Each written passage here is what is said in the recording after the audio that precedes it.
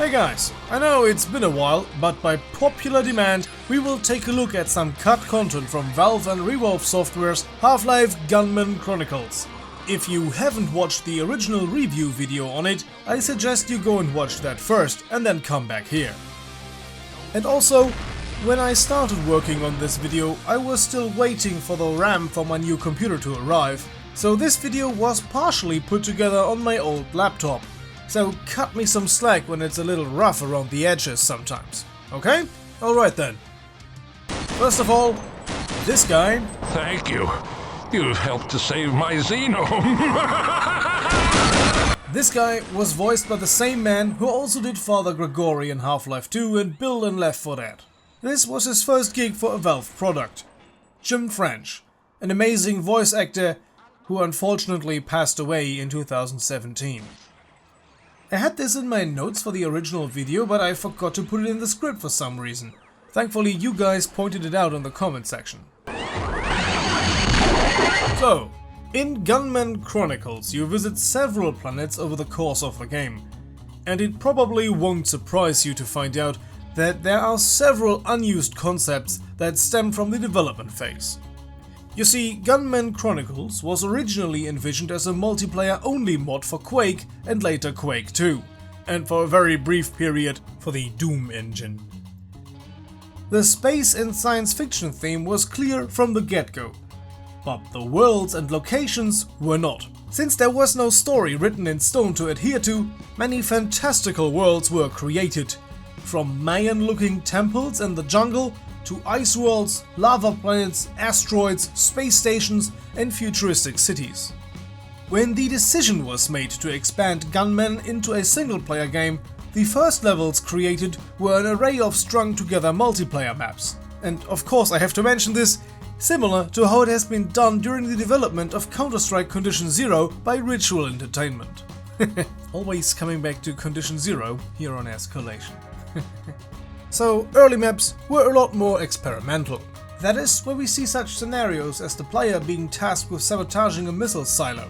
Snippets of this clip have already been used in the review video, so I won't go into too much detail on this. But it has to be mentioned that some parts of this level, such as the suspensions for this bridge, have been reused in the final game. So, not all was lost. Many other unfinished levels are included in early Quake builds of this game. Some even featured an early promotional material, such as this alien city. Please note that this level is unfinished, so it is no representation of how the finished level could have looked like.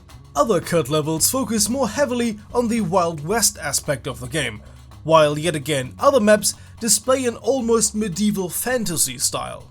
The structure of the campaign seems to have been envisioned very different at some point. We have a vast archive of written lore that went unused. The Wild West characteristics appear to have been even more prominent during the early stages of development, and that shall be the main focus of this video. Larger levels with canyons and open plains were envisioned. Even horses have been proposed as modes of transportation. Wild West, sprinkled with science fiction aesthetics represented by things like magnetic horse clamps and a water trough. I imagine these things must have been very uncomfortable for any horse. Unless it's a mechanical horse, but the concept arts show normal horses.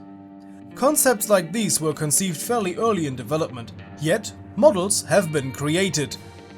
Maybe the most interesting cut western idea are a type of faction that the player was to encounter. Basically, Native Americans in space. We have a few concept drawings named Indians, and even a few models. Though these were from the times the game ran on the Quake engine, so these did not make it to the time when the game was being developed for the Half-Life engine. The game refers to them as the Tilikum, and they are cut content that deserves to be remembered.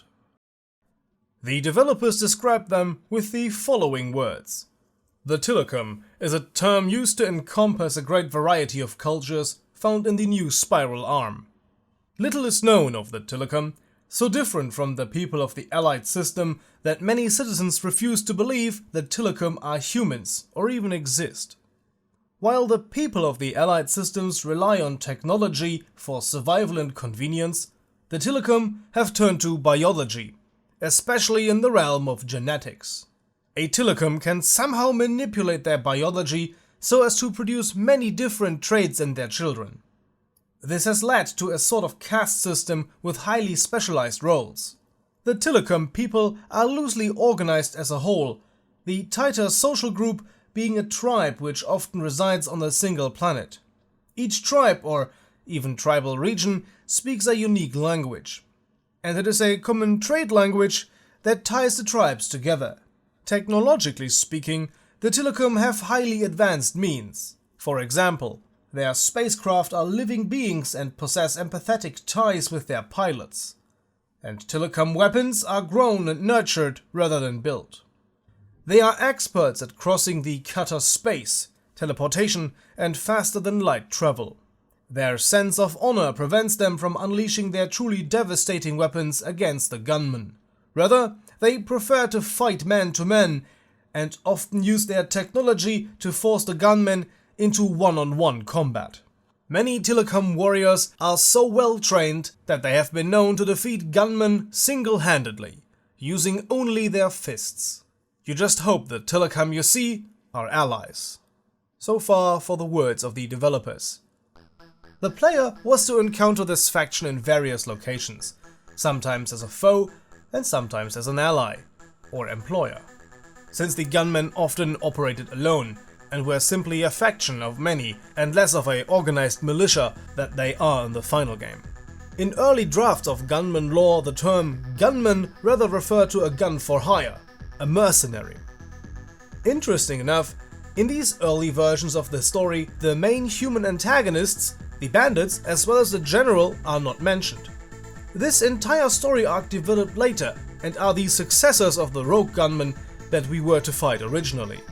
Another interesting fact about the single-player development is that Revolve Software hinted that they are in fact considering a story arc for the game where the player takes up the role of a Tilikum warrior. This proposal was included in a story summary when they pitched the game to the publisher Sierra, known for distributing titles like Half-Life and Spyro. Reportedly, Revolve Software even ran thought experiments with playable xenome aliens. But this is something for a future episode, as this will lead into cut elements of the multiplayer. As for closing words to the Tilikum, it is sad that they got cut, as they sound incredibly interesting and would have brought an interesting variety of guns and enemy diversity.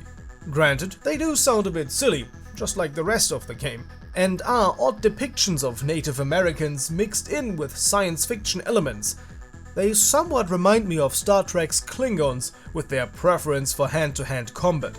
Just like Klingons like to swing their buttlet in a time where disruptor weapons are widely available to them, the Tilikum enjoy close combat man-to-man, all driven by a strange sense of honor. This leads into another aspect that would draw criticism to this faction, especially nowadays. It's the fact that they personify the trope of a noble savage to some extent.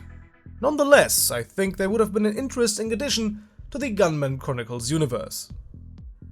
I hope you enjoyed this first look into the cut content of Gunman Chronicles. If you enjoyed it, stick around for the next episode and consider giving this video a thumbs up. For future episodes, we have the possibility to explore cut locations, planets and set pieces. A vast amount of background lore was written for Gunman Chronicles, opening a vision of a whole universe to us, something that the final game never managed to explore. We only got a glimpse at what could have been. Apart from lore and cut locations, we can also take a look at cut weapons and multiplayer ideas that were never realized. Take to the comment section and tell me what you would be interested in the most. A special thanks to Jaycie from Valve Archives for assisting me with the research for this video. The provided resources made the work on this video a lot easier. You will find the links to her projects in the video description down below, along with our social media links. And also, a special thanks to our supporters on Patreon who of course got to see this video first. If you want to check out our Patreon, a link can be found in the video description as well, just like our Twitter and Discord server. So, see you guys next time. Until then, have a nice day and as always, goodbye and guten Tag. Oh yeah, and thanks for waiting so long. It's been an incredibly busy time at work recently. Alright, take care.